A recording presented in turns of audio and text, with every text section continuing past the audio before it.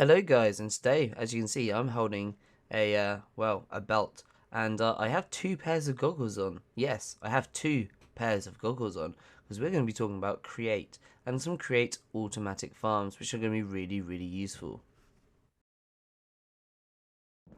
So for all of these, you are going to need some sort of kinetic energy and going off into it. As you can see, I've got a lot of cogs here because you can make it a lot simpler using gear shifts, but I wanted just to show it using all this massive cogs. So here we go from a large to small, which increases the speed, and then connected to that small, got another large, which goes to small, which increases the speed even further.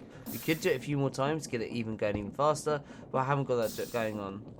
Then we could use a one of the gear shifts to change it, the gearbox to change it and go into a different direction. But I've just used having two large cog belts, but you can do the same. Right, the easiest way to get two crushing wheels set up is connect one large cog, even though I just realised we don't actually need this one to be a cog. That one can just be a gear shift. So one large one, which is going to extend out to one of the crushing wheels. We're going to put a belt going across to a smaller cog, which connects to another smaller cog going inside, which connects to a larger cog. Which again, this does not need to be a larger cog. All of this can be moved back one, I just realised.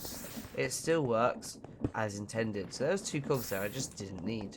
But they are next to each other with a space of one small cog between them. So you can imagine these being two big cogs with a small cog in between. So this will get moved back one.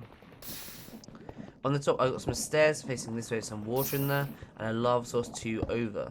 So then that goes across, creates some cobblestone, and I've got a drill facing downwards, which drills it into, just breaks it really, and that's going to go into a chute. So chutes are just better than droppers because it causes less lag, and you can get something called a smart chute, which we're going to use later on for when we don't want things to go straight through. But this goes through to the crushing wheel, gets crushed, and goes through the chute. And as you can see, this red sand was from testing earlier, but we get gravel, and we can do some really cool things with this gravel. But this is basically our first thing that we're looking at. And once again, you could do this using gearboxes, but what I've got here is from one of our horizontal cog lines, I've put in a vertical cog line, which gets to a small one, which is on the same line as a large one, so this is spinning faster than this one, which gets to a small one, which increases the speed again, which I've got as a belt going to this drill, which just makes it go faster. Again, we could do this a few times going up to make it go even faster. But all of this just gives us our gravel, which we can do some cool things with. Okay, so adding on to the design, all I've done was with this extra pair of the extra, I've forgotten what they're called now, the extra shaft that's going on, I've just created two extra belts, which goes down to another two shafts, which goes down to another pair of crushing wheels. So you see, you have the same kinetic energy. So now our gravel's coming through this one and going straight into this one. And now we're getting sand. But we don't just get sand. So if we have a look, the chances when it gets crushed, we get sand, we also can get some flint, and we get some clay, which is really, really useful. So if you're wanting to keep the cobblestone, what you can do is just set up a drill setup as a second one, or you can extend all this just one or two downwards. I think you actually need three, and you can have it going into a chest, and you can siphon off some of the cobblestone into a separate chest and some going through the system. It's the same with the gravel. You could siphon off some of the gravel, or you can have a second setup. You could have loads of these machines going on and on and on. But at the end of this one, so if we look, so now we've got some sand and we've got some clay. If we just let this run in for a while, we're also going to get some of that flint as well. And now then, this is where things get interesting. It's because the flint's okay and the clay's okay, but what we can do with the sand is really, really cool. So the sand we can turn into glass. We can also turn it into soul sand, which is the best one, And we can also turn it into, there's a chance to turn it into clay, but that's not the one we're interested in. It's the soul sand one that's going to be really, really useful for the altar. And also, if you have any sort of piglin bartering going on, that'd be really, really good.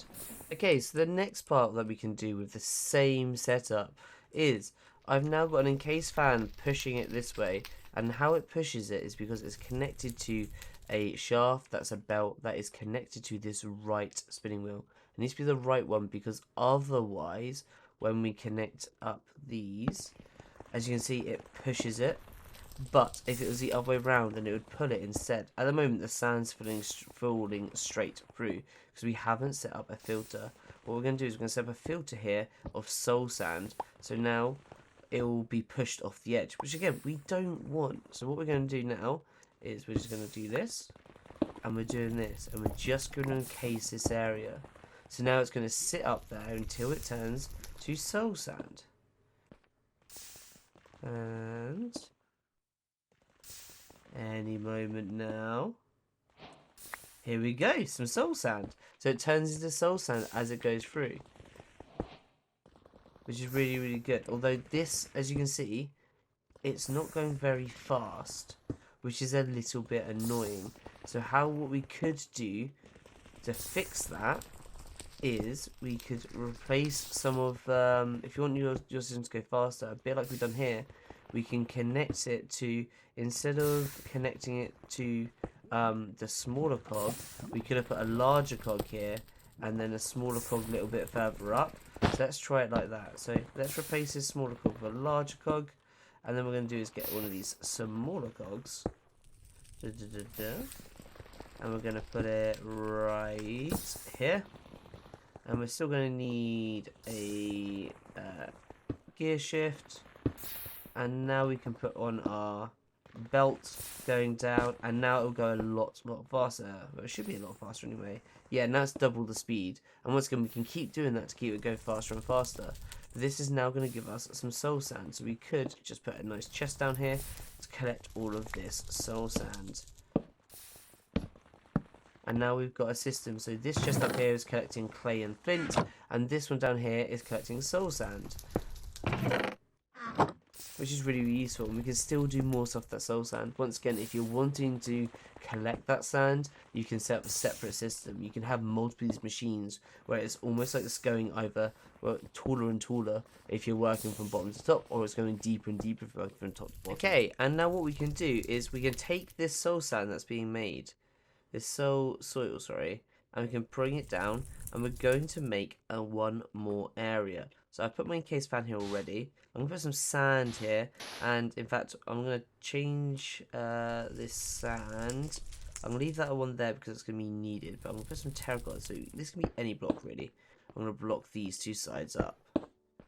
And I've got a depot here as well. So that depot is going to be useful. That's where all our items are going to sit while we're doing this thing. So what I need to do, and we need to be really careful of this, we're going to get a water bucket. There's our water bucket. And what I'm going to do is I'm actually going to dig under for the time being. And we also are going to need to block this one up as well, because we're putting water in here. And the water's going to flow down. Absolutely lovely. Okay, now then, that water, if we just open up our soul sand here, that water is going to turn the soul sand into nether quartz and gold. So we're going to have our little gold farm set up. But the problem is this depot, we're going to put a chute. We're going to put a smart chute underneath. So the problem is though, yes, this is the issue. Right, what we're going to do instead is we're going to have to move everything down one extra block.